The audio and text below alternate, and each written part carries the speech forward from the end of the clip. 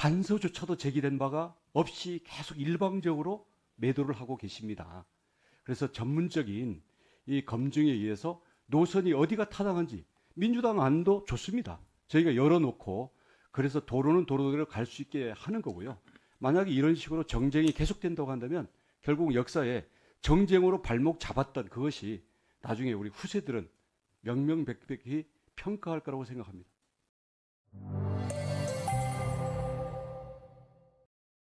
네, 장관님, 이 자리에서 뵙는 게 오늘이 마지막일지도 모르겠습니다.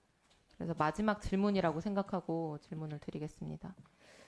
장관님, 임기 동안 스스로 목숨을 끊은 전세 사기 피해자 몇 분인지는 알고 계시죠? 네. 네. 전세 사기는 사회적 재난이 아니다. 장관님께서 하신 말씀으로 기억합니다. 어제 발표된 강서구 전세 사기 피해 가구 실태조사 결과 혹시 보셨습니까? 어제 발표된 겁니다. 아직 못 봤습니다. 네. 피해자들이 우울증, 공황장애, 무기력증 순으로 정신건강이 많이 악화된 상태고 삶의 만족도가 90% 이상 저하돼 있고 살고 있지만 사는 게 아니다. 살고 있지만 죽은 것처럼 고통받고 있다. 이렇게 답변을 하고 있습니다. 그래서 피해자들을 선구제해야 된다는 주장을 정부가 외면하면서 전세 사기 구제해주면 보이스피싱도 구제해줘야 된다라고 하는 논리를 펴는 동안 이 생사기로에 서 있는 물에 빠진 피해자들은 지금 이 순간에도 절규를 하고 있습니다. 장관님 총선 출마에 대해서 말씀하시면서 국민을 위해 필요로 하는 일이라면 어떠한 도전과 희생이라도 적극 나서겠다 이렇게 말씀하시는 걸 봤습니다. 장관님이 생각하는 국민을 위해 필요한 일은 어떤 것일까?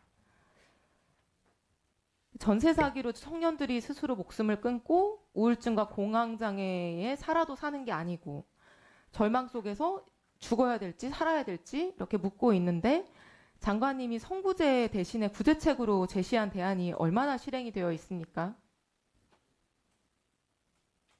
지금 경공매 유예하고 네, 아까 그다음에 말씀을 우선 주로 매수권을 하셨는데요. 부여를 했는데 아까 이제 뭐 예. 누가 말씀을 단상에서 해주셨는데 네, 아직 경공매 유예 기간에 있어서 네, 이 법은 선매수가 실행된 사례는 아직 소수입니다만은 앞으로 시간이 지나고 절차가 이행됨에 따라서 그에 따른 사례 수는 쌓일 것으로 예상하고 있습니다. 네, 법은 올해 6월에 시행됐는데요. 정부가 첫 대책을 낸 거는 작년 9월이니까 1년 3개월이 흘렀습니다.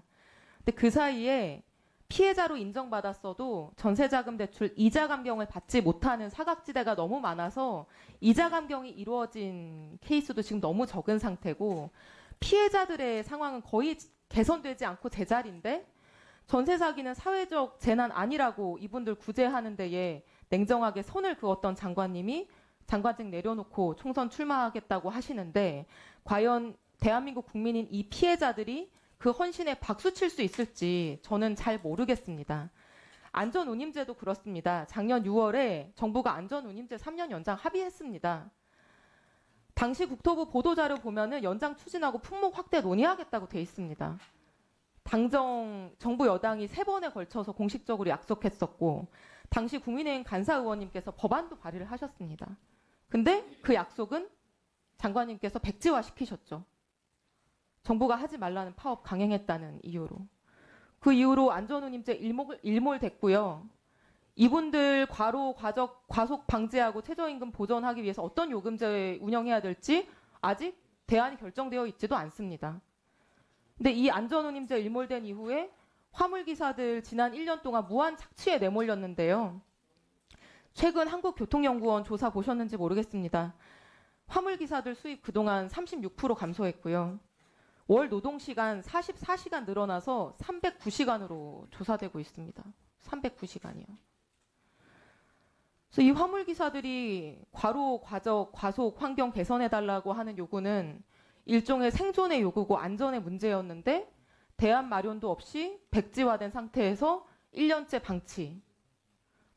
이분들에게 사과 한마디 없이 장관직을 내려놓는 게 맞습니까, 장관님? 답변 드려도 될까요? 조금 이따 40초 후에 해주시면 좋을 것 같습니다.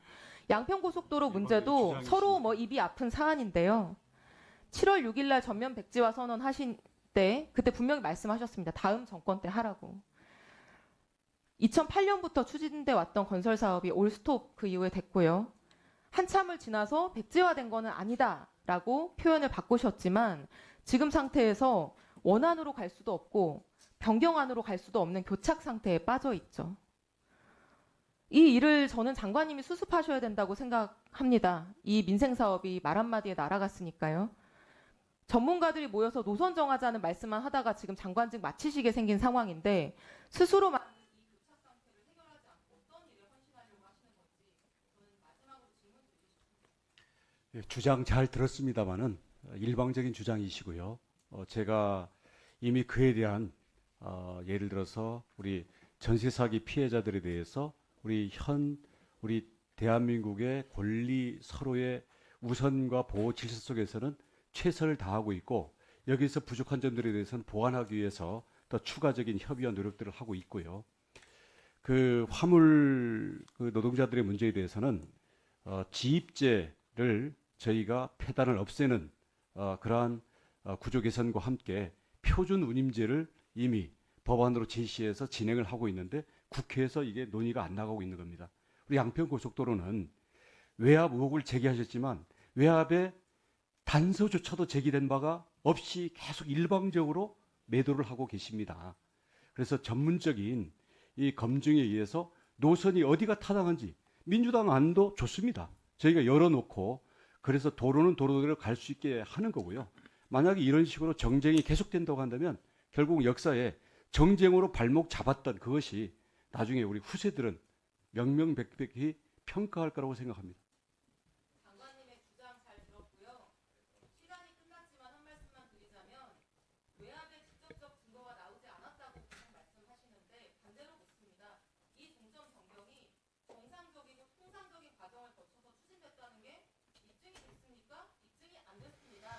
현장 방문 한 번만으로 용역사가 그린 노선을 국토부가 채택하고 국토부 스스로 만든 노선을 폐기했다라는 것이 밝혀졌음에도 불구하고 어떻게 종점안을 계속 경제적이고 효율적이고 옳은 노선이라고 주장할 수가 있겠습니까?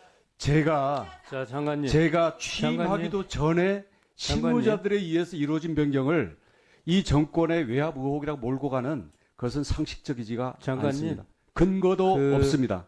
잠깐만요. 저 이소영 의원님, 제가 추가 질의 드리겠습니다. 추가 질의 드릴 테고요.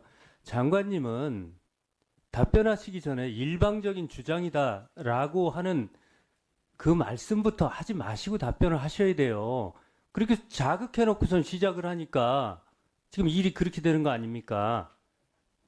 자, 유정의미를 거두시고요. 뭐 유정의미가 거둬질지는 잘 모르겠어요. 청문회 해봐야 아는 거니까. 그건 뭐 추후에 얘기하기로 하고. 그리고 이소영 의원님도 이게 마지막 질의가 아닙니다.